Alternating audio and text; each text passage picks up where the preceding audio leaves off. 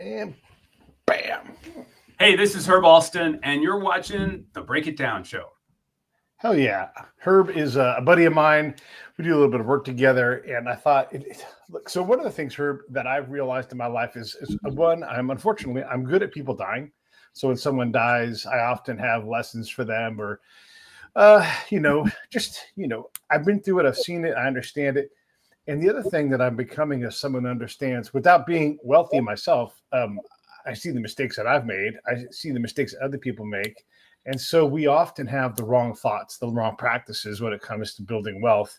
You are great at the real estate stuff. You're great at the keeping. And I don't want to avoid taxes, but there are tools for us to use our money to our combined advantage, right? So Let's talk a little bit about what you do, how you do it, and we'll just go from there, man. Wow. So I came into this space from real estate. So a lot of where my core is real estate investing and getting people to take that first baby step. And I think a lot of times people want to have the perfect house, right? And so they can't get that first house because it's not 100% perfect. It's not exactly what we wanted. 3 bedrooms, 2 baths. I mean, I'm going through it myself because I'm looking for a new house. And I was looking at a house the other day and I thought, oh God, this place does not have enough closet space for me. I said, let alone if I got a girlfriend that moved in, I'd be like, okay, you have your own place with your own closets, right?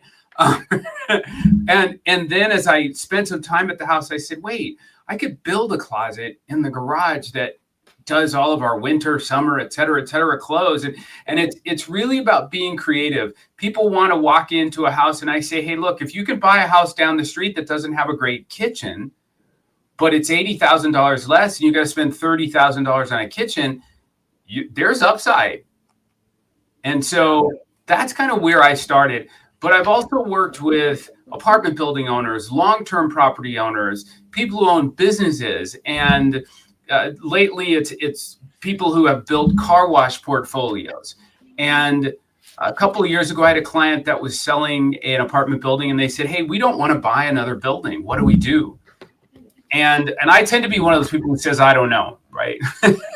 I'm not blowing smoke up anybody's butt. If I don't know, I'm just gonna say I don't know. And so I did some research and became a financial advisor.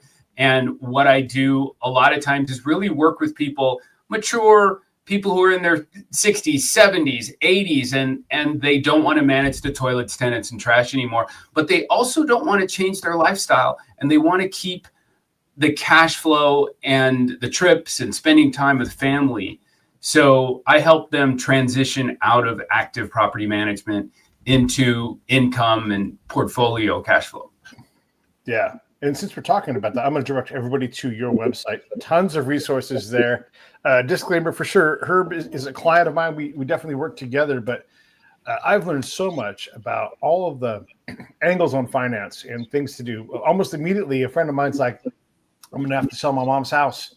And because he didn't know, he didn't have to necessarily, or didn't know what all the options were. And I was able to put him next to you. And you were able to at least inform his decision. Will they have to sell a house? Often you do. You know, like my buddy's dad died. His mom preceded him in death. And so they were the last holders of their house in Benicia. And his dad used a reverse mortgage to get them through the last years of their life, because that's a very common thing. And ultimately what had to happen was a deed in lieu of foreclosure, which sounds terrible. Yeah. But you don't know how much money you need. Maybe you do want to travel more. Maybe the kids are fine and they don't need that, whatever, right? But there's all these outcomes that are 50, 60, sometimes 70 years down the road for some people. You can't predict how the end is going to be. By the way, does your mind work? Does your body work? Does your soul work? You don't know what condition you'll be. We all want to picture dying peacefully with our family around us and everything, but we don't own those outcomes. And so it's interesting to have someone help, like, put you in the best possible position so that whatever off-ramps in life you get, you can withstand it. Well, and when you talk about reverse mortgages, it's kind of funny because it's the Tom Selleck at the late night commercial, or Susie Orman, or whomever. And there are better options out there. I met with someone recently who had a really great situation where the client basically was shelling out about $4,200 a month for her living expenses, which was all of her Social Security and included $600 from her son every month. And she was living in a house that, she had no debt, but she had property taxes and all of the other expenses. And we got her into a different product and into a smaller home and reduced her expenses to $300 a month. And it was just such a win for her. And I think it's because people, they just don't know what they don't know. Right. And when it comes to settling estates, family planning, I have clients now who are buying a house. They are 26 and 28. They're clients of mine. And I just said, hey, you're closing next week. I'm going to set up an appointment with a trust attorney so that you guys can have a trust right away. What is a trust? Yeah.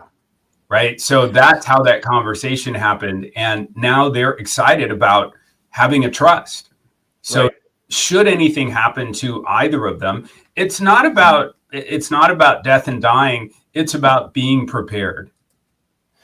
Yeah, it's scary, right? So there's a couple things that I'd want to bring up is, I get pitched financial planning all the time, and that's people trying to build their business and everything else. We all have a very personal relationship with our realtor, even if we use them twice in our lifetimes. Like, no, Herb's my guy, and there's no moving people. It's very much relationship business. And I've got one of my very best friends growing up is a will and trust guy, and he is so bad at business because he has such a big heart. He's like, please let me help you, and like he gets paid and everything, but he's just the kindest, most selfless guy who knows the business inside and out. And I send my friends there all the time. And I'm like, talk to Mark. Mark will help you. He will get you sorted out. By the way, you don't just do a trust, a will. You have to do updates. And as your life evolves, you might step up or step down in a trust because of your capacity or lack of capacity. All these things. And they are scary, right? Yeah. There are problems that don't go away if you don't deal with it. Like my mom, for example, I'm going to call out my mom right now. She will not do it. She's not mentally capable of it. And so I just know now that it's going to be on me to sort it out. She's put all of that burden on me. And as you know, it can get nasty. And oftentimes it takes years to sort out an estate, especially one that's not maintained. And I say that because this is adult business. Like we all talk about adulting. Well, death and dying, wills and trusts, and moving your investments around to you have to maintain these things, Herb. Yeah. This is adulting.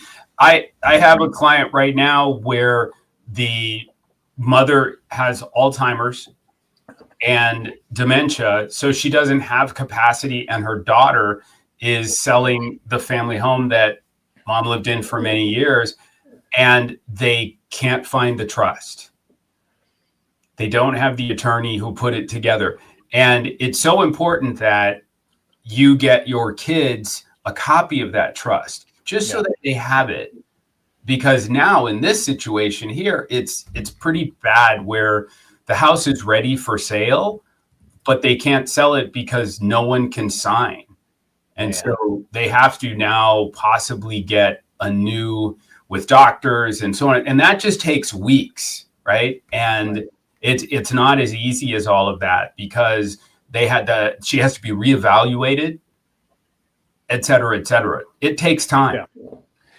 If there's a trust, so a friend of mine lost his life last year, got stung by a bunch of wasps and ultimately killed him, but he didn't die right away. He sort of lingered in a vegetative state, trying to see if he'd recover. He didn't recover.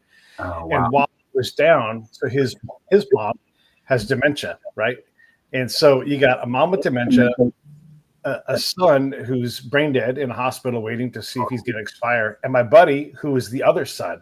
And I'm like, dude, you have to take charge right now, be the boss, and start making decisions. Get advanced in the trust. And by the way, there's multiple trusts that overlap. Mom and demented mom and dying son own a property together, and so you get on the phone, you call my buddy Mark. There's his website right there. We're going to promote Mark for a second. Mark Land.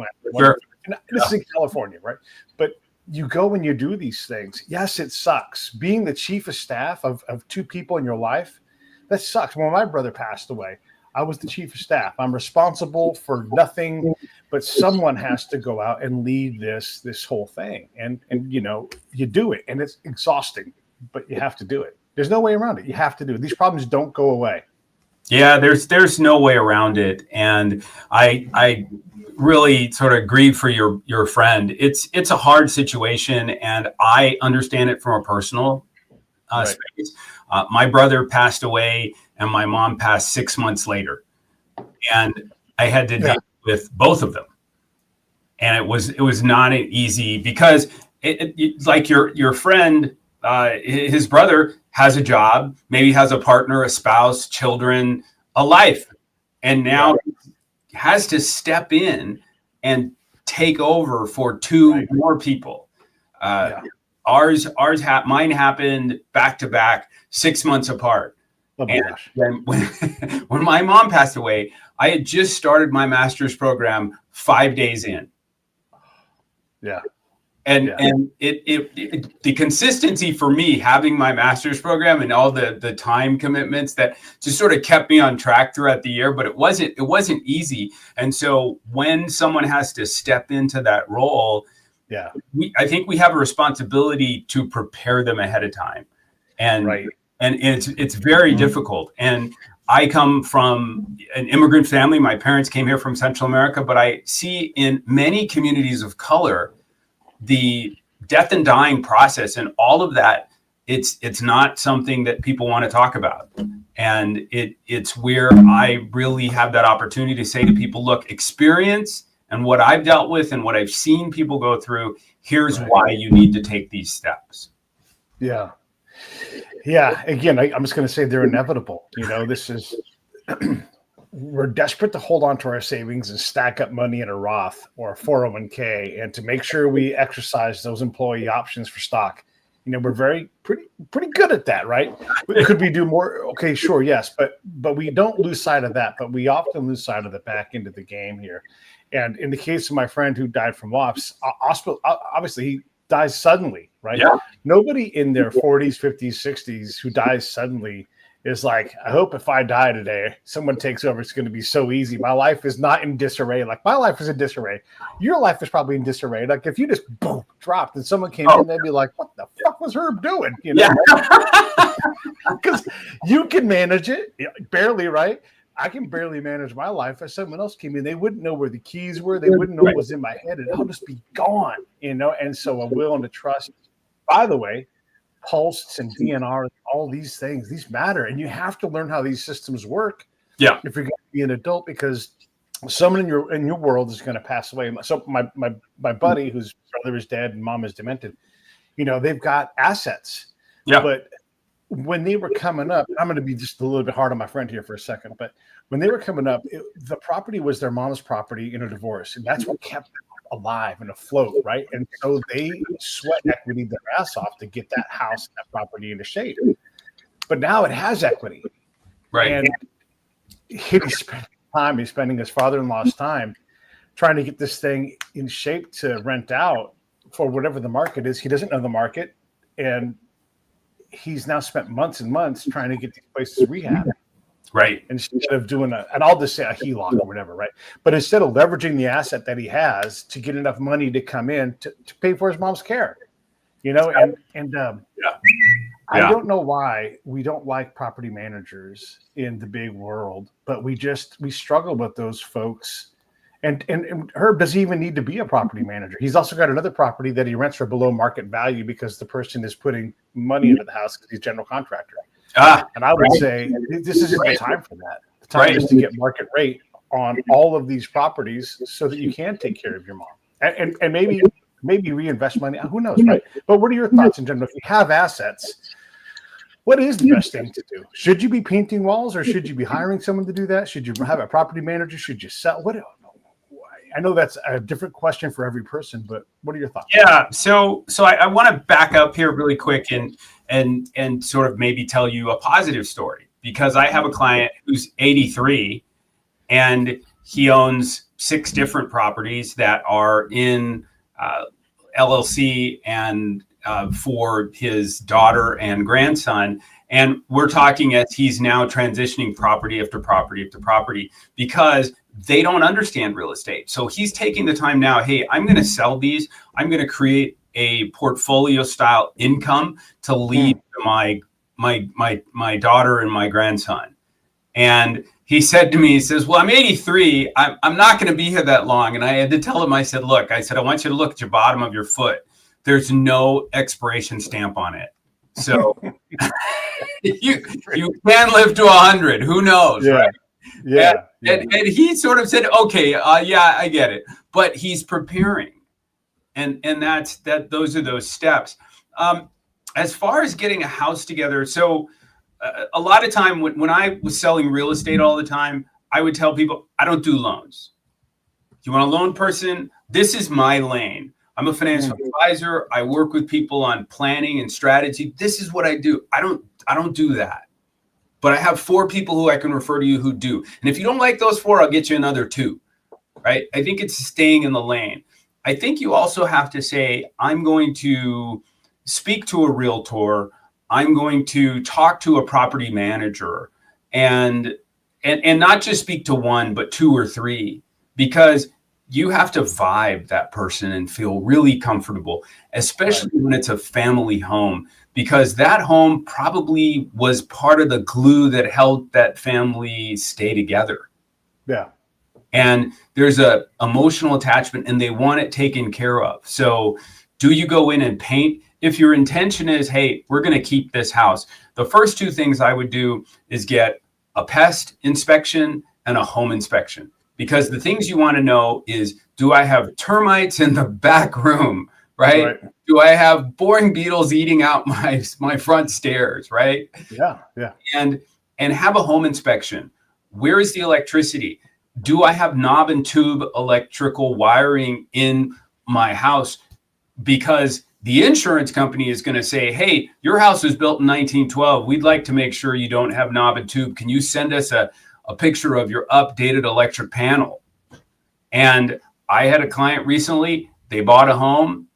The roof was probably 12 years old. And the insurance company said, we're going to cancel your insurance unless you get a new roof. Yeah. So there are lots of factors. So do those inspections and find out what's the condition of my house before we decide, let's spend some money doing X, Y, and Z. Let's remodel the kitchen. Let's put a new floors in, whatever we're doing, but do the inspection first, right? It is going to the doctor and finding out, why do I have this pain? Yeah. Right?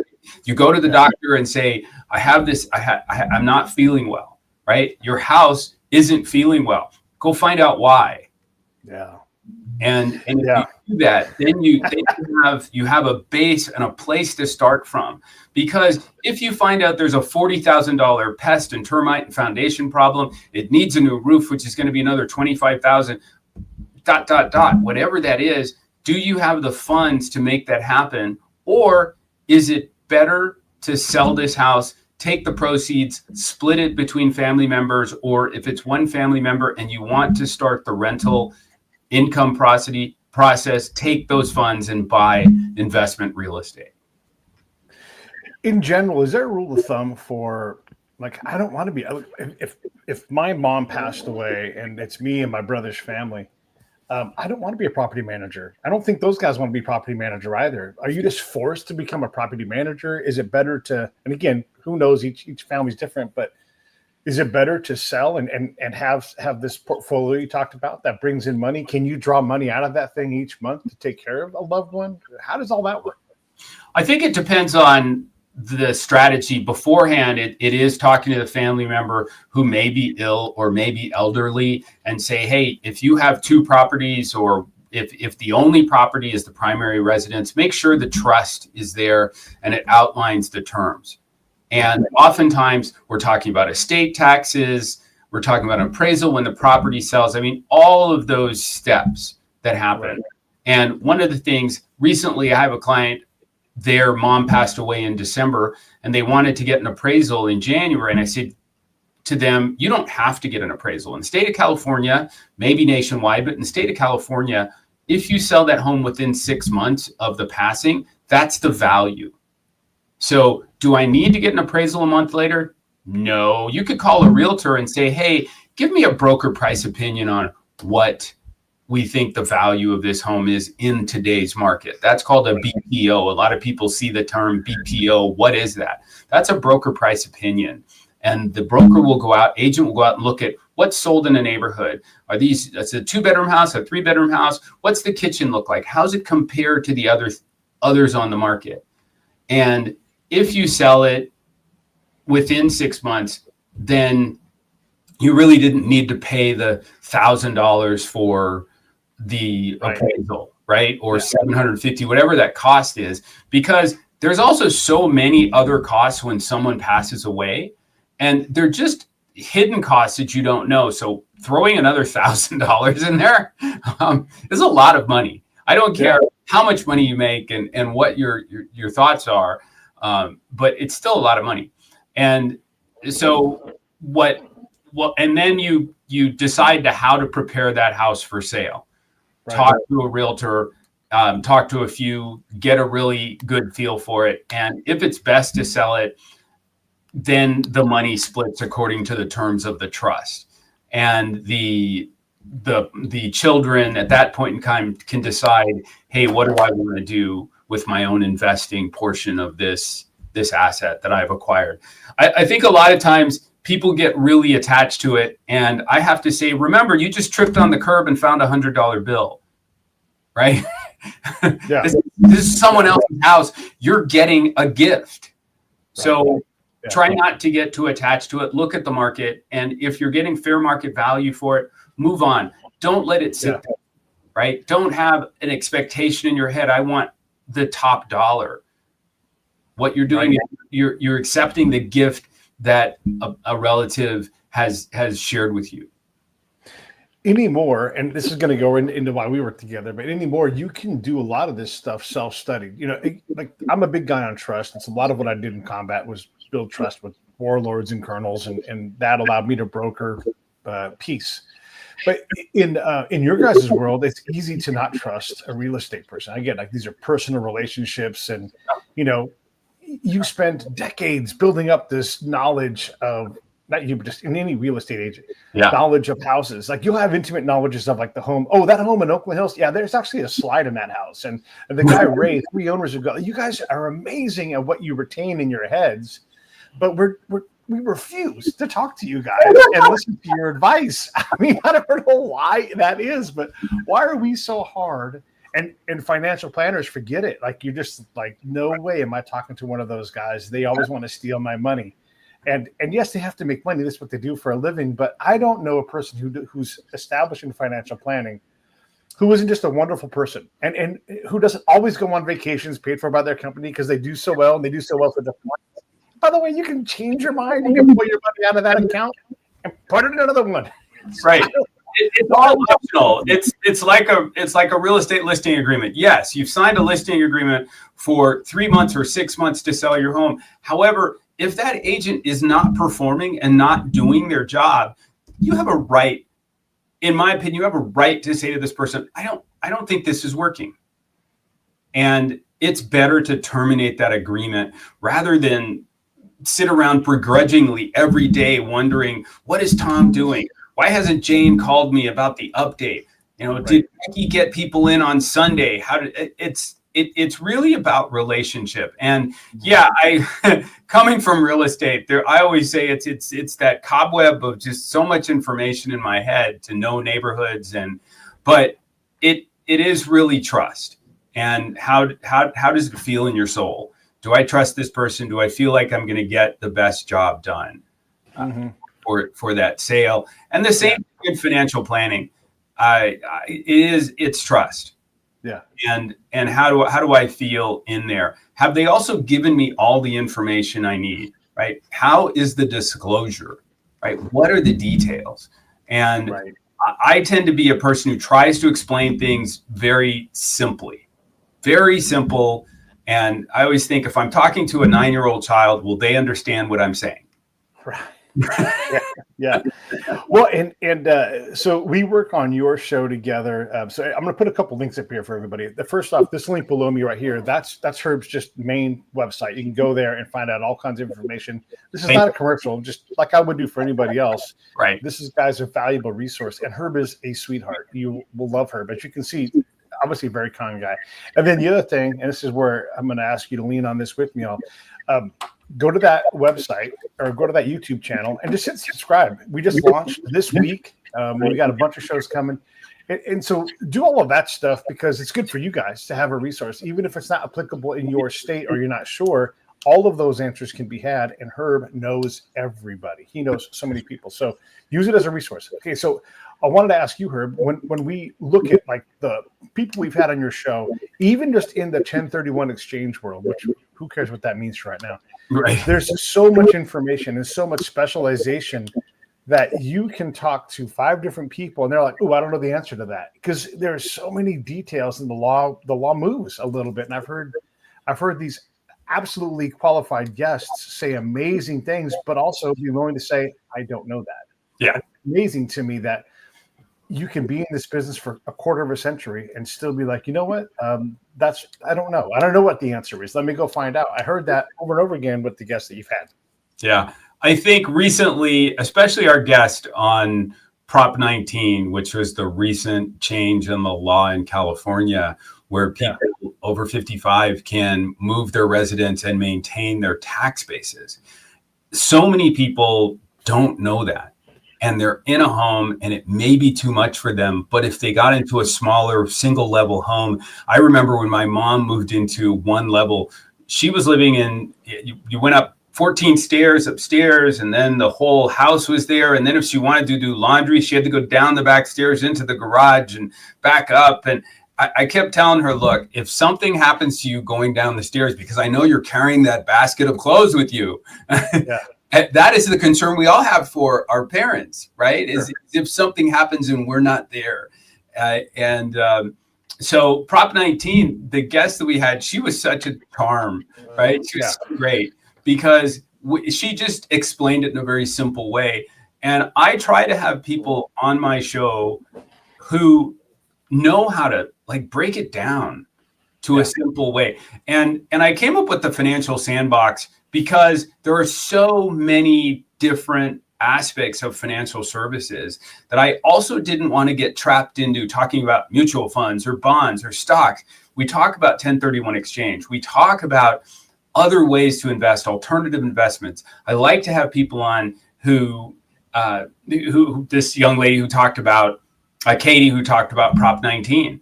I'm having a guest on soon, and he's in his late 20s.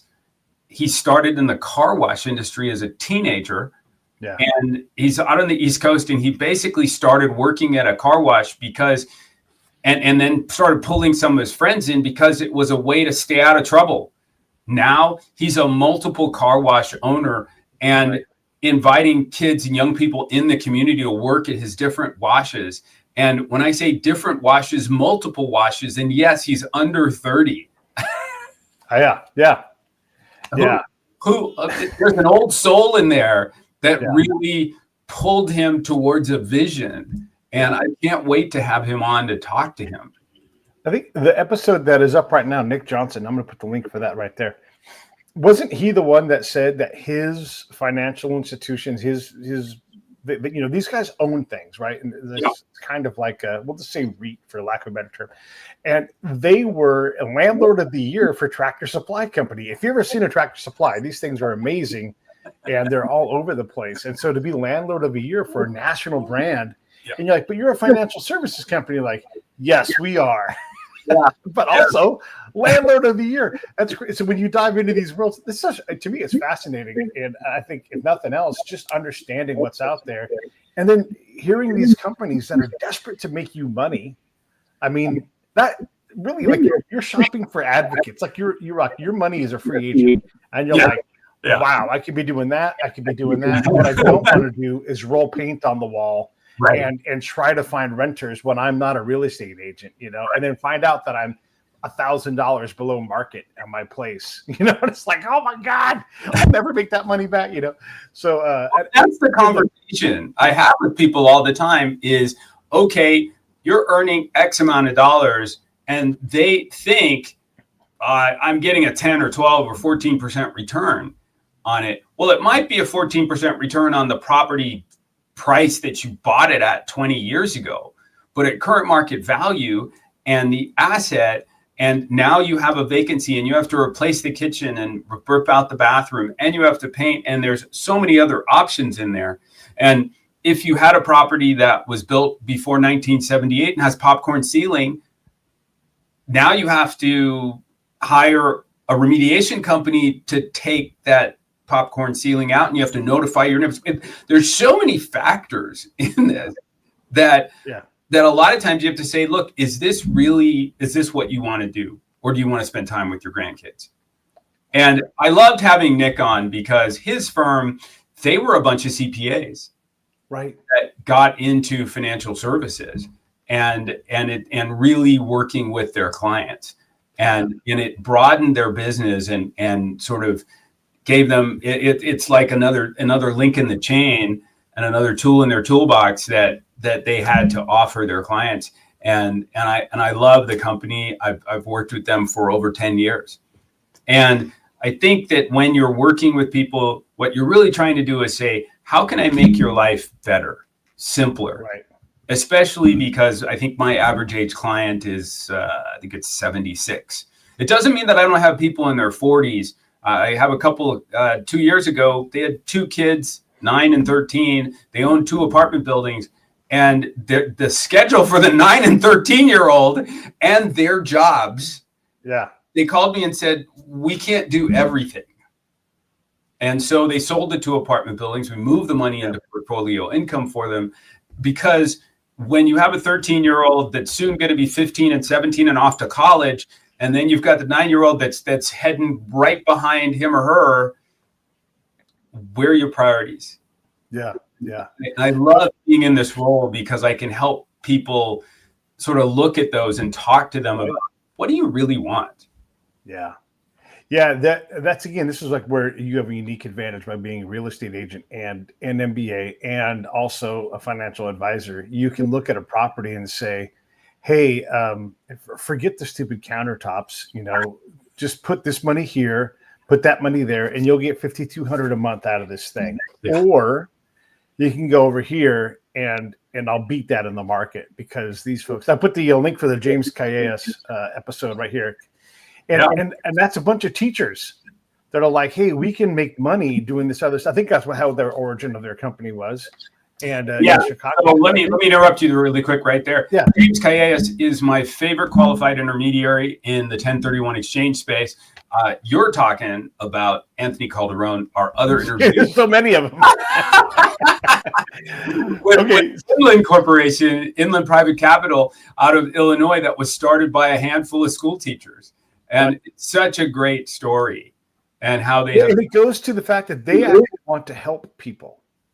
These were simple people doing a job that we think is being, I'm underpaid. And they're like, hey, oh my God, we're going to become a financial services company, and they don't do that because they're evil. They do that because we know how to take your money and make more money for all of us. So let's do that. And again, maybe you want to own the house. Maybe you want to be a property manager, and that's fine.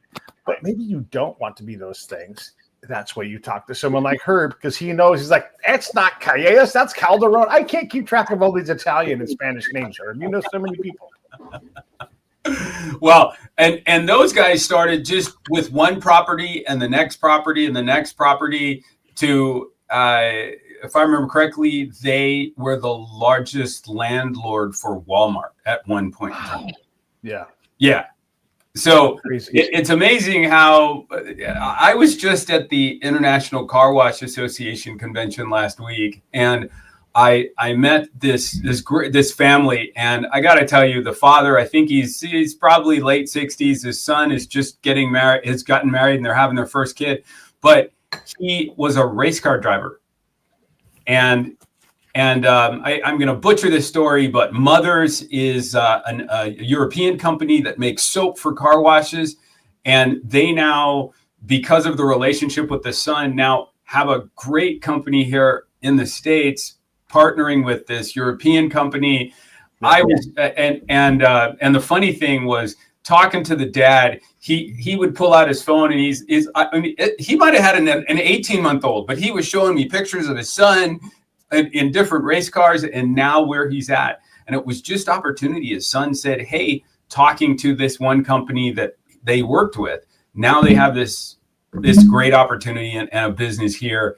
I hope to have David on soon. I don't know if I could get his show in less than an hour. Yeah. Well, that's the other thing. These guys are rich with knowledge. You guys are just kind of doing a survey. You can come back and talk to them specifically about things. I think it's marvelous. And again, there's a trust building asset to this where, of course, you're gathering knowledge. You have a lot of knowledge yourself, but also the relationships so that you can be a trusted agent in terms of, let me put you with the right person. And I do a lot of this in my line of work. That's what a lot of spying is. It's like, hey, I'll vouch for this person. You can trust them. And so that takes that one barrier. You can get over it yourself, but it's gone now. Yeah. And you can just go do business. You can just go trust this person.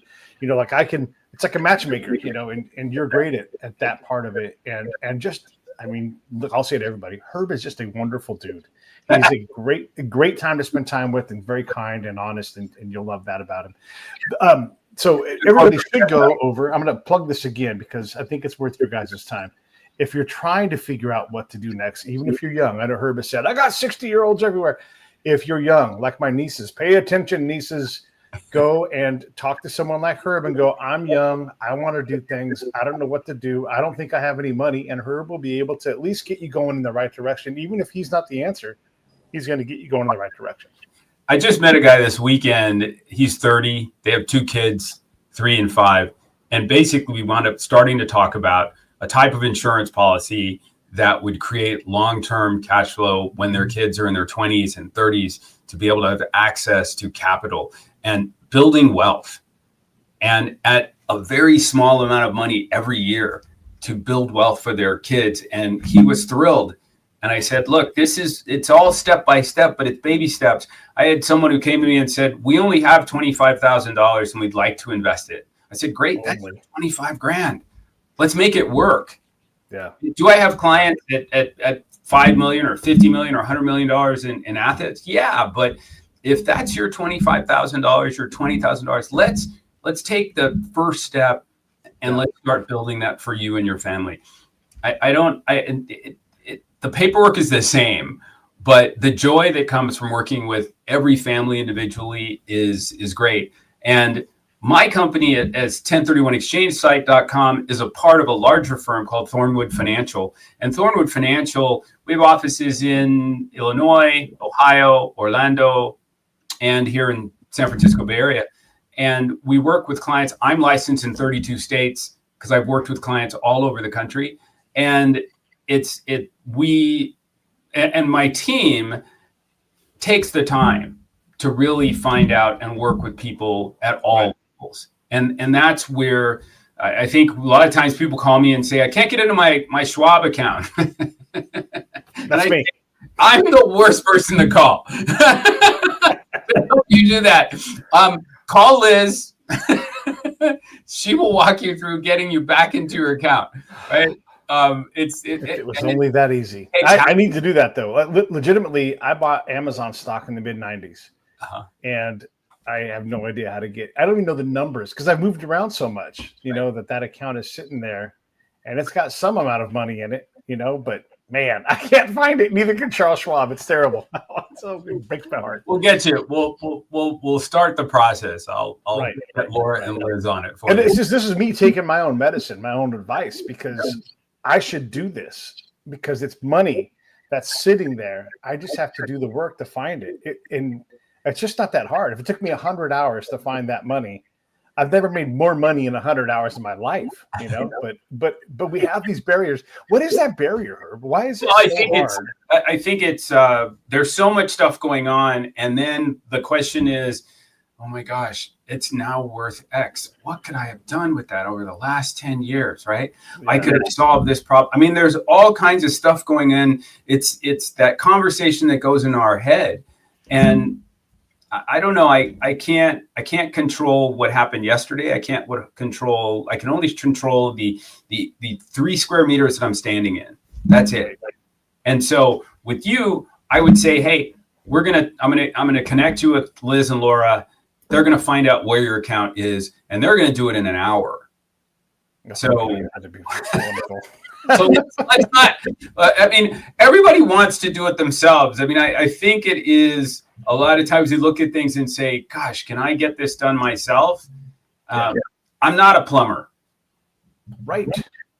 I'm just not. Yes, can I paint a room? Yeah, on a Saturday afternoon, I can say, okay, I'm gonna pour a glass of wine. I'm gonna pick some or get a beer, whatever it is. I'm gonna have some chips and some guacamole, and I'm gonna paint this room, and I'm gonna listen to music. That might be therapy for me, right? Yeah. That's okay. But it goes back to all of those things. I always say to people, look, would you rather me do brain surgery, or would you rather call the brain surgeon? Right. I just had my eyes fixed. My buddy Dave did it, and he's an actual eye doctor, right?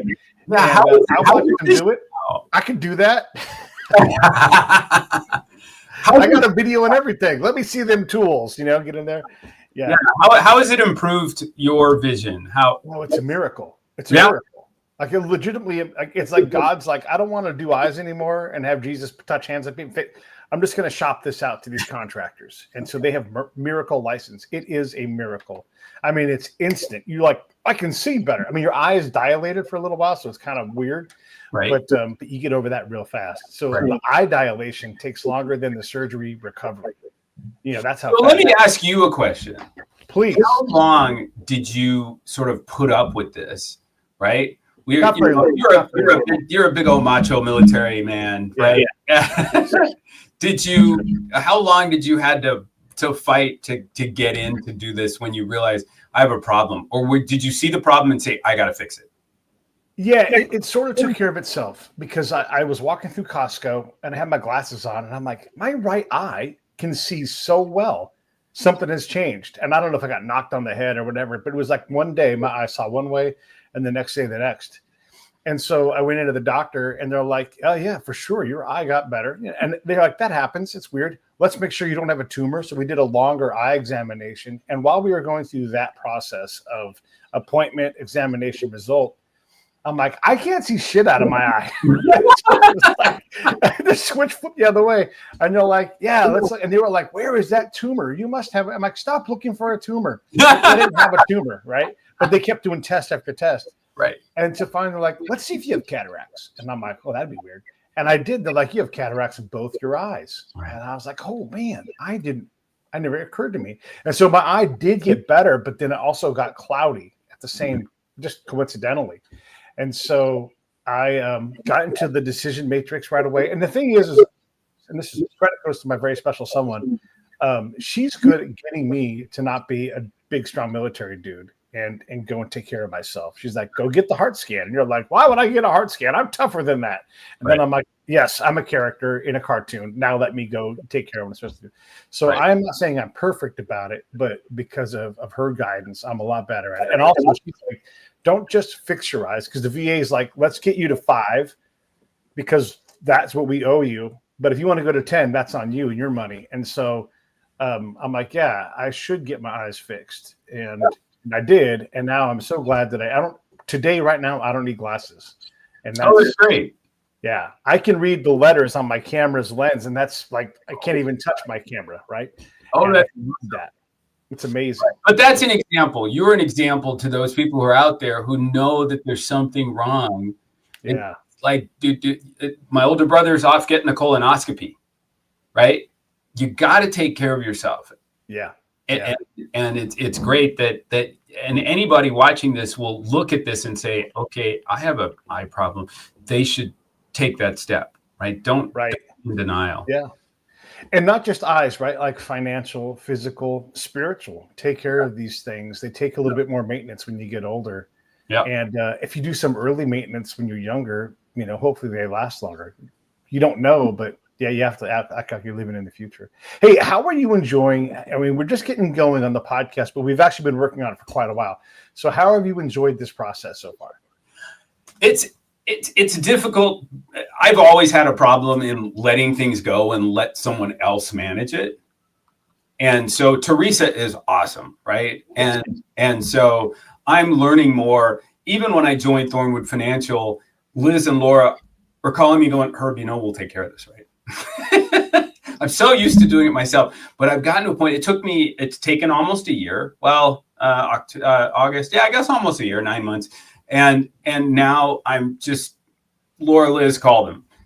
Laura will call you speaking to a client. When it comes to the podcast and working through it, I'm a little nervous. I'm always like, okay, do I look okay on camera? Is this the right shirt to wear? Right. Am I going to ask the right question? But I think I try to have fun. And I hope that comes across in the podcast, because I never want someone to feel uncomfortable, but I want someone when they come in to A, have fun, B, for the person who is watching it to realize that I've invited a real person with real life experience and whether it's and who's got all the complications in life, right? That we're all normal, right? It's whatever normal is, but also have fun and know, hey, look, there's lots of avenues for you to learn stuff. My sister watches YouTube all the time, and she's hooked on Korean shows, right? It's like telenovelas, right? Yeah, telenovelas. Yeah, I was going to say that. Yeah, Sabado Gigante. and I said to her the other day, so why don't you learn Korean? Right? You're watching all these shows. You're watching them in subtitles. Go learn Korean, right? I think there was a book about the brain a couple years ago. If you stop using it, right, it will stop working. Yeah. So yeah. Right. But the podcast is great. I'm so looking forward to, it was a process, because I've got to make a video. Then I have to send it into compliance, and they have to come back and say, yes, no, cut this out, edit this out. Then I have to make all these little shorts, and then I have to send it back to compliance. And then it's like, but the process has been great. And I just look forward to it. And I'm excited about what it will look like in 6 months, when there might be 40 shows or 50 shows, and in a year when there's 100 shows. And I don't really do it to, I think it's just, for me, it's just information. I'm putting it out there so that when people see it, they take that moment to say, oh, should I look into this? Right. Yeah. Yeah. Right? And you should. By the way, if you're watching this, I'm talking to you guys right now. You should look into it. Right. Yeah, that's not me selling you. I don't care. I would make no money saying this. I'm telling you right now, look into your financial well-being. Show someone what it looks like under the skirt, and let them see it, and they'll be like, okay, great. There's a book called I'll Teach You to Be Rich. This is not a get-rich-quick scheme, but the guy's name is Ramit Sethi, and he is brilliant. And he's like, do this, do this, do this, do this. And as you stop doing the things that are obvious and easy to do, you go back and read that book, and you're like, God, all these principles are all right. If you're a young person, if you know young people, buy that book. It's by Ramit Sethi. I'll put a link for it up here in a second.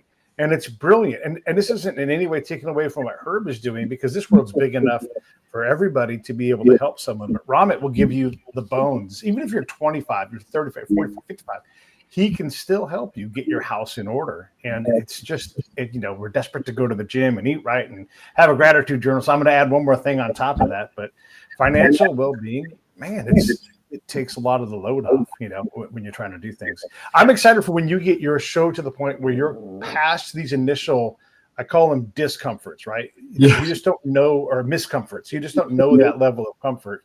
And when you're able to look at someone and say, Herb, you are so brilliant at your job. It always amazes me when you log in with another guest and you guys are batting the ball back and forth. And I'm just amazed at the knowledge in your head. And you get to say that because I mean this for you, right? Yeah. But I love it when I see you do that, because, I don't know, whoever it's going to be, Katie or Erica Blue or whoever it's going to be, They don't get to say that to themselves openly. Maybe they say it in their heads, but you get to say it to them and change their life a little bit and gather all that wisdom. You're going to get to that point, and I'm excited to see you see it, because you'll be like, it's amazing. I get to make their day by telling them they're great at what they do. Because when was the last time someone got told, like, oh my God, your knowledge amazes me. It's incredible. I love when you talk. I can't stop listening. We never hear that enough about ourselves. Yeah, I can't wait. There's a woman I heard speak recently on Medicare and everything that you have to do when you turn 65 and what happens if you don't do it, right? And I have clients who are at that age or getting there. And so I'm going to hold a presentation in my office, invite people in, but even reaching a larger audience is to have her on the show. Yeah. So that she can open the eyes of so many other people. And I think too, that was learning for me, because I'm like, okay, so when I turn 65, these are things I have to make sure I do, and other people in the community around me. Right. I think I always am learning. I try to continue to learn. Yeah. And there's a book I've been reading, and it's called Exactly What to Say. And it's a really great, there's a series that happens for different people. I bought the Exactly What to Say for real estate agents. And as I went through it, I've listened to it 3 or 4 times, and it's been great. But it relates in every area of my business, not just real estate, but financial services. And that's why I think you and I keep talking about always learning. Yeah. And staying educated and keeping the mind going is really important. And I love being able to have people on who wow me. Yes, I know. I love blowing people's minds and blowing my own mind. Yeah. And the show is just like one of these. It's one of those things, and it just my brain blows. There's another show we need to do for your show is the VA expert, who understands what's there, because we have parents that went to Vietnam or Korea and they're getting old, and there's a lot of, and look, us veterans, we're so goddamn stubborn. It's like the government wants to give us money. They want to give you money. Quit asking me for money. Go to, so help them. This is me talking to somebody out in the, but yeah, I know a guy named Ron Self. He's in California, and check out what this guy does. So first off, he went to prison for a murder for hire scheme. And he was going to murder a guy. Technically, he wasn't going to murder them, but he acted like it, and he was going to save that person's life. He ends up on the freeway. It's like a Michael Mann movie with a gun, and he's like, I'm not really going to kill you. Don't worry. And so he went to prison for a long time. There's a gun pointed in my head. You changed your mind. Yeah. And so, but he went to prison, because basically he didn't kill anybody, but he got a murder grade sentence. He's out now, and he's rehabilitated. He's a wonderful, wonderful person, but he goes into prisons and he's like, hey, you're a veteran. You have these rights. You have these things. Yes, you're in prison. Yes, you did this awful thing. That's a different thing. This is where the government's supposed to be helping you. There's nobody who reliably does this. And so California and the federal government pay this guy to go in and do these things. And he's amazing. So like if you have someone not only incarcerated, but someone who's in your life who's a veteran, man, Ron is invaluable to understand how to unlock that. Believe me, if you want an advocate, you need someone to help you understand the VA, because even VA people are like, I don't know how you fix that. But there is someone that knows, and then you got to find that person. So yeah, my brother worked at the VA for a long time. And what he did was, when a military person came home, he was the first person that they saw to get all of their benefits and their medical stuff together, right? And I had an old assistant who was not getting benefits properly.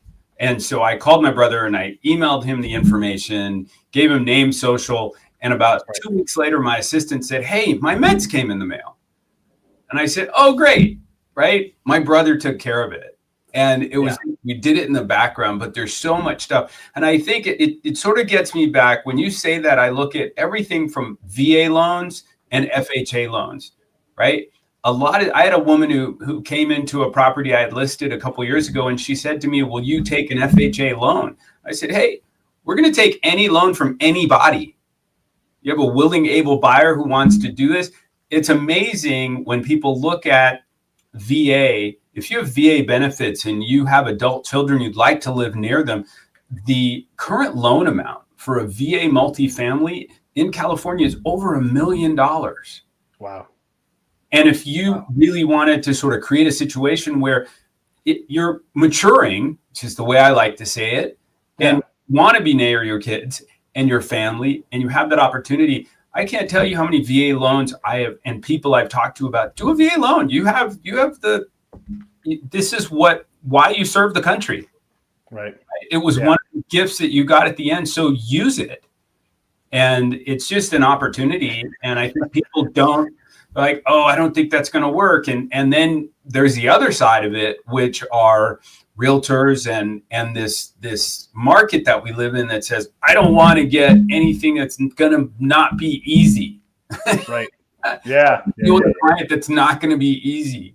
VA money, FHA money is the cheapest money you can get. So work with people and be accepting of everybody around you. You never know. Who I had on the show was that guy, Matthew Lesko. He's like, ask Lesko. And he's like, the federal government's dying to give you money. All you got to do is fill out these forms, buy this book.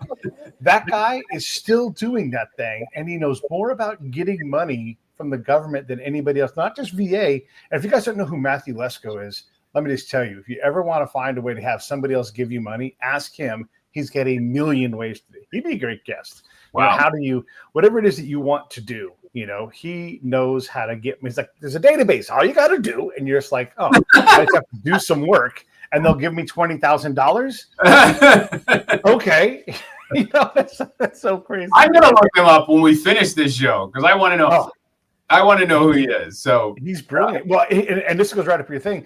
If you are short on rent, there is a federal program to patch that gap. May not be enough, but it might buy you 60 days, you know? And that money's just sitting there allocated.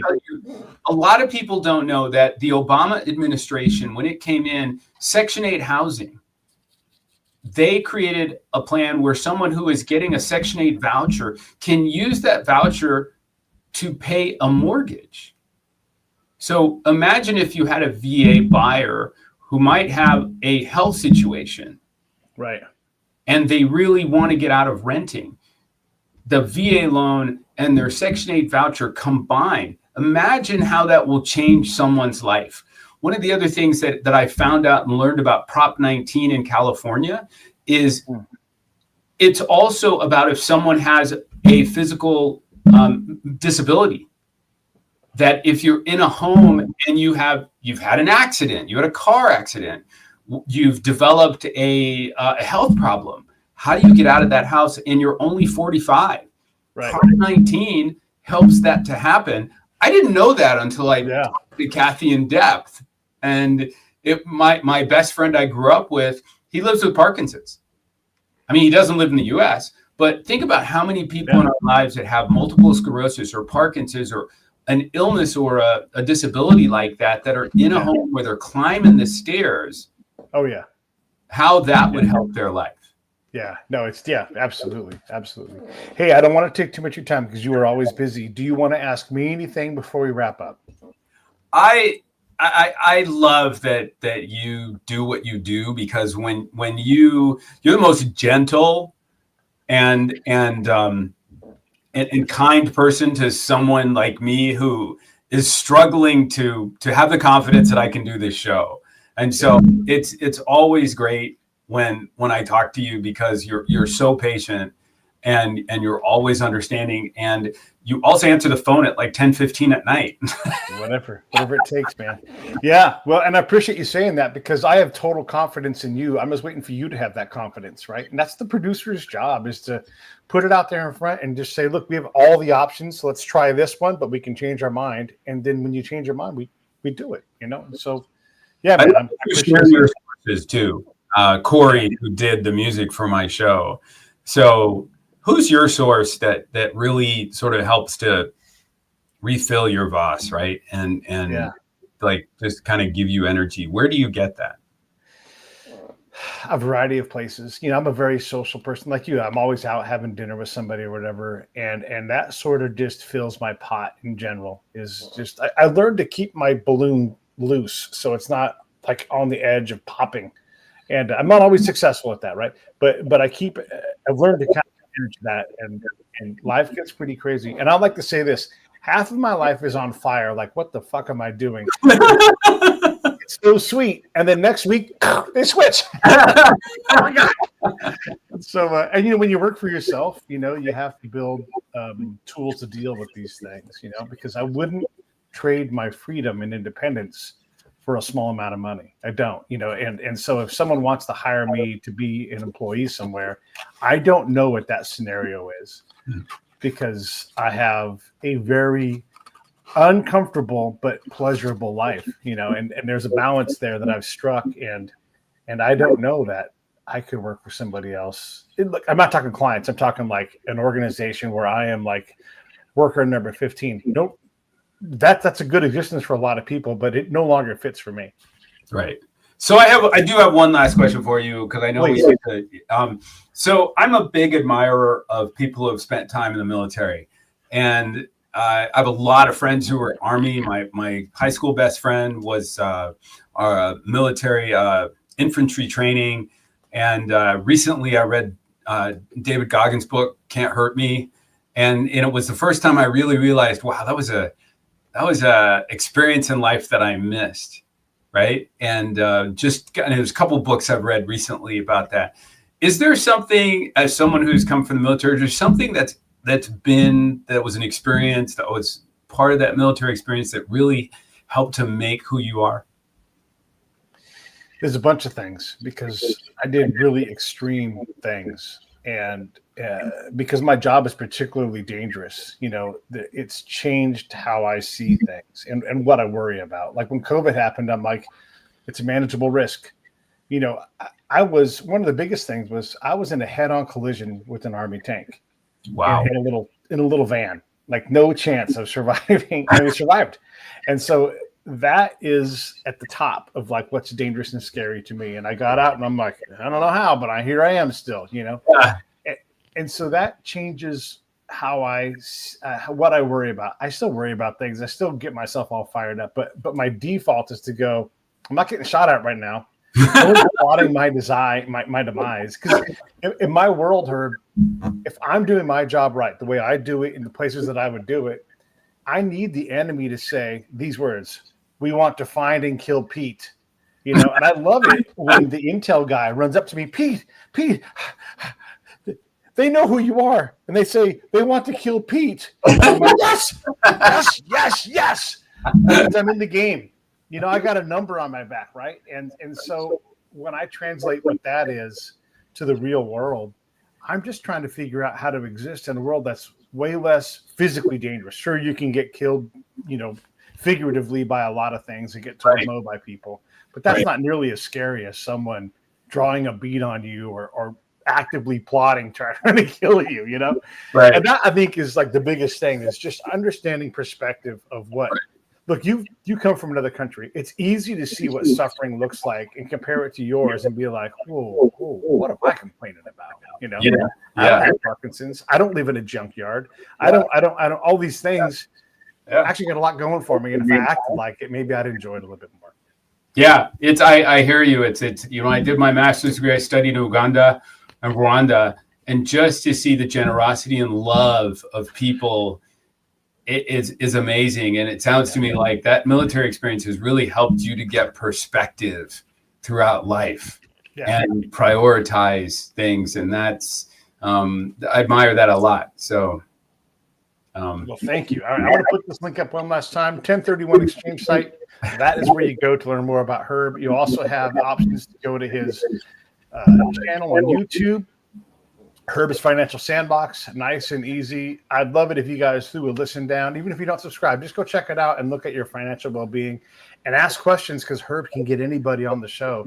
So say, hey, get me someone who focuses on this, and we'll get that person, and Herb will knock it out of the park, because that's all. Absolutely. God, that would be great if someone subscribed to the show and then said, can you bring someone on the show like this who will answer my question? That'd be great. Yeah. I love that. Yeah. So Go find stand by. I'm going to say goodbye to everybody else, and I'll come back and we're going to. I'll say goodbye to you offline. Everybody, I will see you all tomorrow. I think I'm going to actually put another show up here in a few minutes. So there'll be 2 shows today, but tomorrow I got another good one for you. Make sure you guys subscribe and look for Herb. Make sure you subscribe to him. I'll see you all tomorrow.